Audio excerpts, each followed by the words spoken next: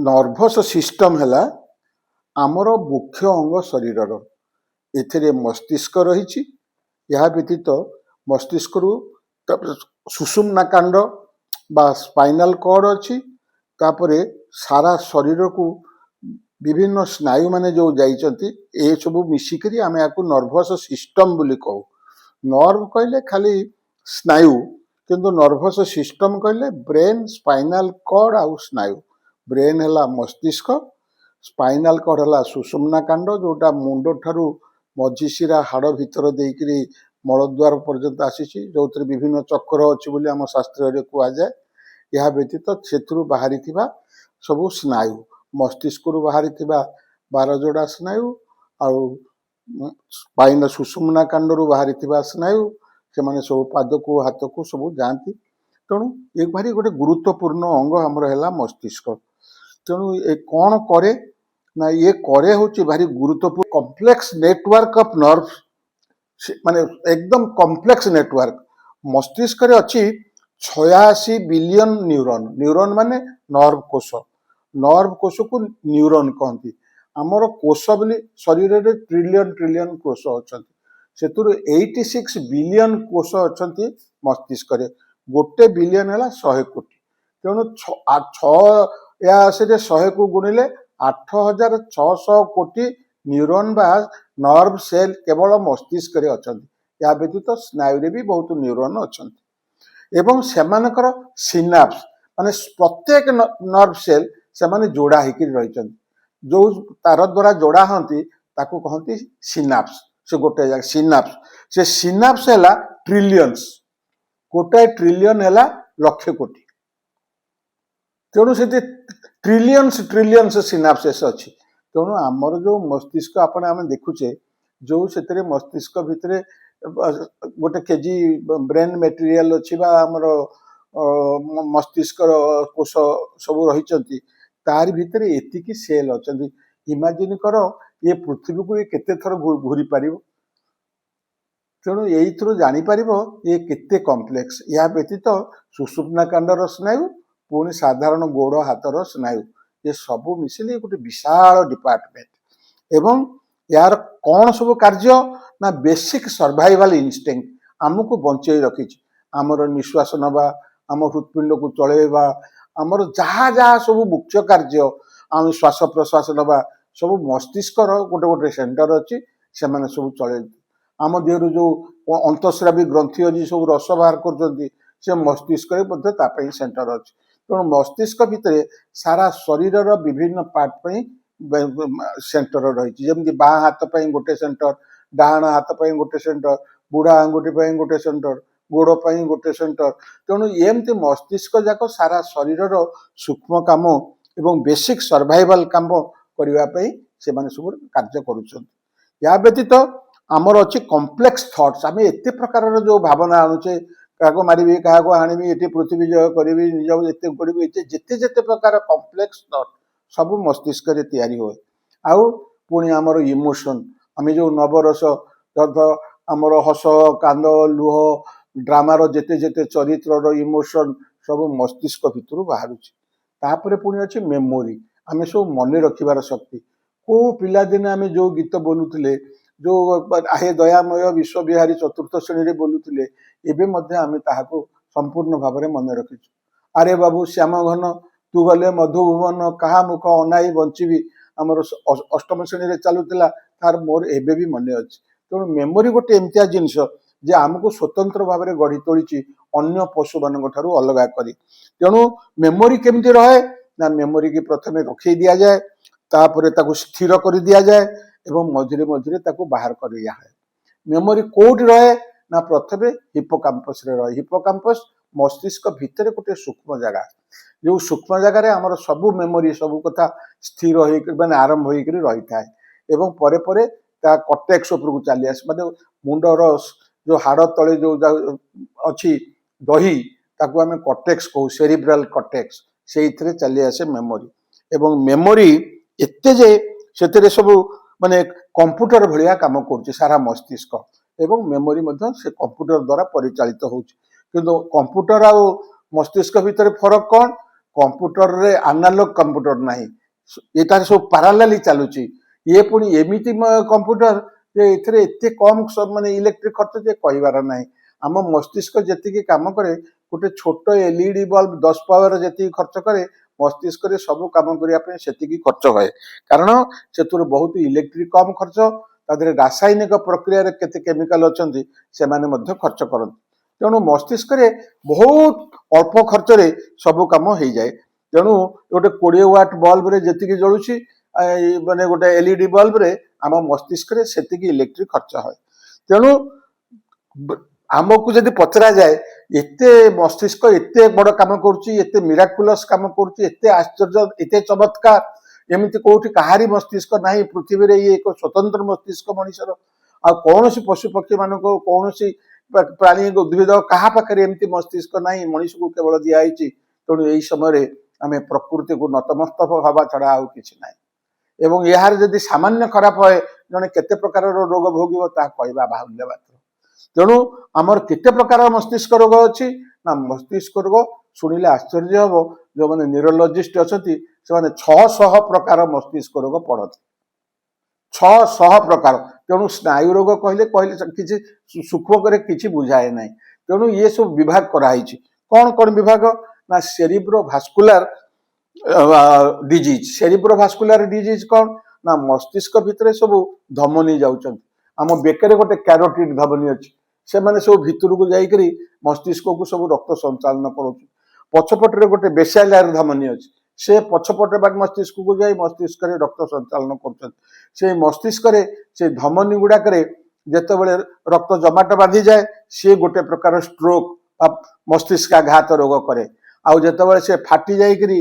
रक्त बुए ताकू हेमोरेजिक स्ट्रोक कहती माने से रक्त बोहिबा द्वारा मनुष्य संगे संगे अचेत हो जाए मुंड बिंधे पछपटे मुंड बिंधिले ताकू सब आराक्नोइड हेमोरेज कहती जदि मस्तिष्क दही उपरे से धमनी फाटीगला ताकू सेरिब्राल हेमोरेज कहती आउ जदि से धमनीटा न फाटिकी ता भितर रक्त जमाट बांधिकी से बाटटा को बंद करदेला ताकू आमे सेरिब्राल थ्रोम्बोसिस कहू तेणु एमती विभिन्न प्रकार ये गोटे बड़ रोग आमर वार्ड रे जेते रोग सब एडमिशन होती से माने सब स्ट्रोक बा एन्यूरिज्म फाटीगला कि एन्यूरिज्म जंत्रणा ये सब होती एन्यूरिज्म कौन धमनीटा फुलिकी बड़ हो जाए से मस्तिष्क किसी जगह नहीं जाए मस्तिष्क काम करने को सुविधा पाए ना सी खाली सब मुंड बिंधिब दगदग हम कारण मस्तिष्क गोटे एमतिया जगार अच्छी गोटे घोड़णी अच्छी आम स्काल कहूँ खपुरी से खपुरीटा हाड़े तैयारी मस्तिष्क भितर जदि चाप बढ़ आउ से मस्तिष्क बढ़िबार जगह ना तेणु से खपुरी द्वारा जाकी होकर मुंड प्रबल भाव में बिंधिब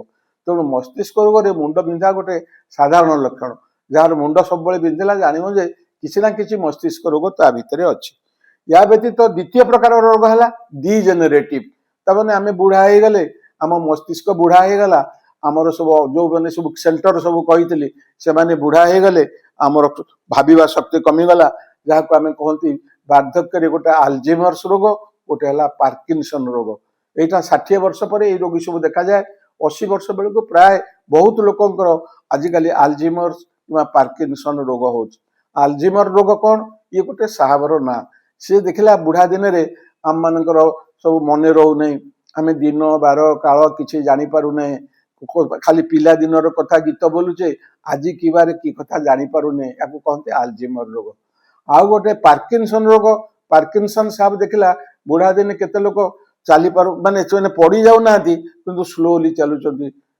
आगरे आगरे पड़गला भाया लगुंट कि पड़ूना हाथ देखला बेलू पिल बोली मुवमेंट सब करता जमी माली जपुंट तेणु एमती एमती सब हाथ थरु थाए गिलास धरला बेलू पाटी पाक नहीं पारती ना एमती सब बहुत प्रकार बुढ़ा बुढ़ी अच्छा पार्किंसन रोग कहती यहीटा माने न्यूरो डिजेनेरेटिव माने नर्व गुड़ाक सुखी जाउछि नष्ट हो जाउछि जहाँ फल से यही प्रकार रोग हो तृतीय प्रकार रोग है सीजर आपन देखिथे केते लोगों को बात मारे ताको आम अपस्मार बात कहती जार डाक्तरी शब्द है सीजर सीजर डिजॉर्डर आगे ताको एपिलेप्सी कहते एवं ताको सब सीजर डिजॉर्डर कहते कारण से कौन है बहुत जोर रे बात मारे हाथ गोड़ बड़ थरे लोक माने तार जीभ कामुड़ी पकाए ଦାନ୍ତରେ ଜିଭ କାମୁଡ଼ି ପକେଇବା ଦ୍ୱାରା ତା ଦେହରୁ ରକ୍ତ ବାହାରେ, ଲୋକ ଅଚେତା ହେଇଯାଏ, ପୁଣି କିଛି ସମୟ ପରେ ଆପେ ଆପେ ଉଠେ, ପାଟିରୁ ଫେଣ ସବୁ ବାହାରେ, ସେ କିଛି ମନେ ରଖେନି ବାତ ମାରିଲା ବେଳେ। ତାକୁ ସବୁ କହନ୍ତି ସିଜର ଡିଜର୍ଡର। ୟା ବ୍ୟତୀତ ହେଲା ମୁଣ୍ଡ ବିନ୍ଧା ଡିଜର୍ଡର, ହେଡେକ୍ ଡିଜର୍ଡର। ବହୁତ ସ୍ତ୍ରୀ ଲୋକଙ୍କର ଗୋଟେ ମାଇଗ୍ରେନ ହୁଏ, କେତେ ଲୋକଙ୍କର କ୍ଲଷ୍ଟର ହେଡେକ୍ ହୁଏ।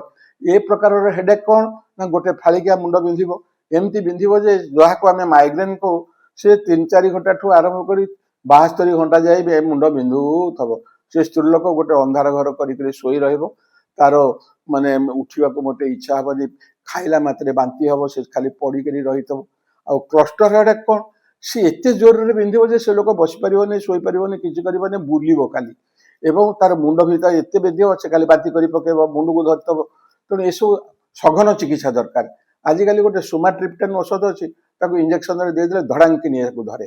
ତାକୁ ସିଜର ବେମାରୀ ହଉ, ମାନେ ସିଜର ହେଉଛି ମାନେ ଏଇ ଯୋଉ କ୍ଲଷ୍ଟର ହେଡେକ୍ ହଉ କିମ୍ବା ମାଇଗ୍ରେନ ହଉ, ସିଜର ପାଇଁକି ମଧ୍ୟ ଆଜିକାଲି ସେମିତି ଇଞ୍ଜେକ୍ସନ ବାହାରିଲାଣି। ଗୋଟେ ଇଞ୍ଜେକ୍ସନ ଦେଇଦେଲେ ଆଉ ବାତ ମାରିବ ନାହିଁ, ଏବଂ ପରବର୍ତ୍ତୀ କାଳରେ ପରୀକ୍ଷା କରି ଗୋଟେ ଇଇଜି ପରୀକ୍ଷା କରି ତାକୁ ଔଷଧ ଦିଆଯାଏ। ଏହା ବ୍ୟତୀତ ହେଲା ମସ୍ତିଷ୍କରେ ସଂକ୍ରମଣ, ମାନେ ମସ୍ତିଷ୍କରେ ପୁଜ ହେଇଯାଏ।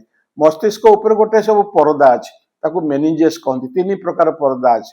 ତେଣୁ ମେନିଞ୍ଜ ଭିତରେ ଯେତେବେଳେ ଜୀବାଣୁ ଭୂତାଣୁ ଦ୍ୱାରା ଆକ୍ରାନ୍ତ ହୁଏ, ଟିବି ଦ୍ୱାରା ଆକ୍ରାନ୍ତ ହୁଏ, ତାକୁ ମେନିଞ୍ଜାଇଟିସ୍ କହନ୍ତି। ଏ ଗୋଟେ ସଂକ୍ରମଣ, ସେଥିରେ ପୁଜ ହେଇଯାଏ, ନହେଲେ ପାଣି ବୁହେ, ତା ଭିତରେ ସବୁ ପାଣି ଜମିକିରି ଅତ୍ୟନ୍ତ ମୁଣ୍ଡ ବିନ୍ଧେ, ଜ୍ୱର ହୁଏ, ଜ୍ୱର ଛାଡ଼େ ନାହିଁ, ବେକ ବଙ୍କା ହୁଏ ନାହିଁ, ଏ ପ୍ରକାରର ରୋଗ, ତାକୁ ମେନିଞ୍ଜାଇଟିସ୍ ଏନକେଫାଲାଇଟିସ୍ କହନ୍ତି। ଛୁଆମାନେ ସବୁ ବାତ ମାରେ, ସେମାନେ ଅଚେତା ହେଇ ପଡ଼ନ୍ତି, ତାଙ୍କୁ ସବୁ ଭୂତାଣୁ ମାନେ ତାଙ୍କ ମୁଣ୍ଡ ଭିତରେ ଦହି ସବୁ ଖାଇଯାଆନ୍ତି। ନାଇଁ ତା ନୁହଁ, ଆମର କଥା ହେଲା ସଚେତନ ହେଲେ ଅଳ୍ପ କିଛି କମିବ, କିନ୍ତୁ ସବୁକୁ ବାରଣ କରିବାର ଶକ୍ତି ମଣିଷର ଏପର୍ଯ୍ୟନ୍ତ ନାହିଁ।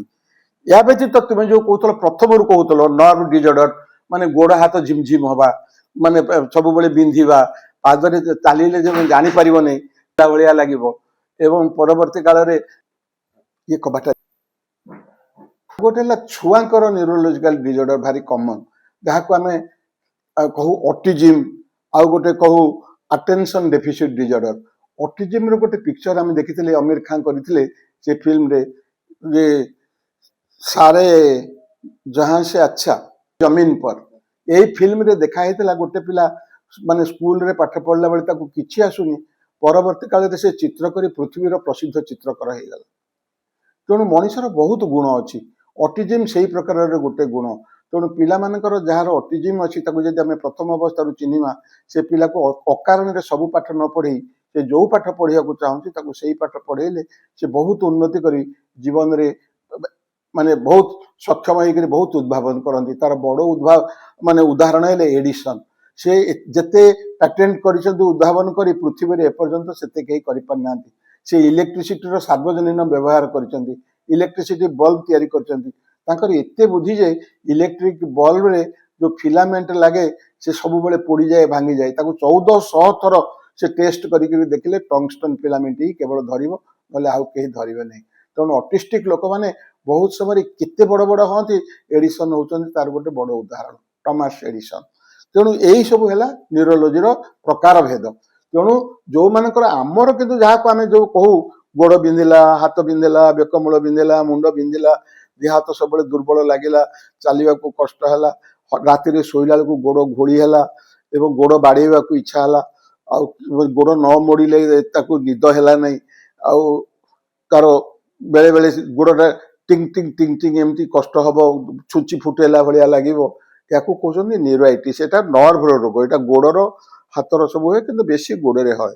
ଏଟାର ମେନ୍ କାରଣ ହେଲା ଡାଇବିଟିସ୍।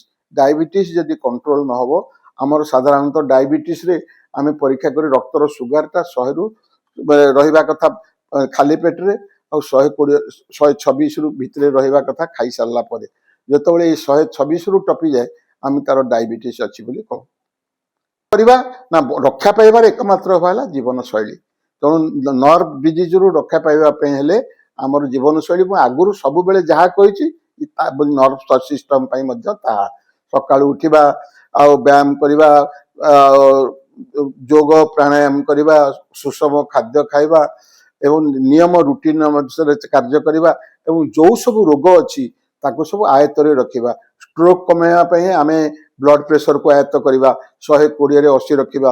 ଡାଇବିଟିସ୍ର ପେରିଫେରାଲ ନ୍ୟୁରୋପାଥି କମେଇବା ପାଇଁ ଆମେ डायबिटीज को जो HbA1c अच्छी ग्लाइकोसिलेटेड हिमोग्लोबिन ताकू 6 ରୁ 7 भितर रखिबा एवं सुगर रो मात्रा फास्टिंग रे बा खाली पेट रे 100 खाइला परे 136 भितर रखिबा तेणु एमती सब कले आमर बहुत गुड़े नर्व डिजीज रु आमे रक्षा पाई परिबा।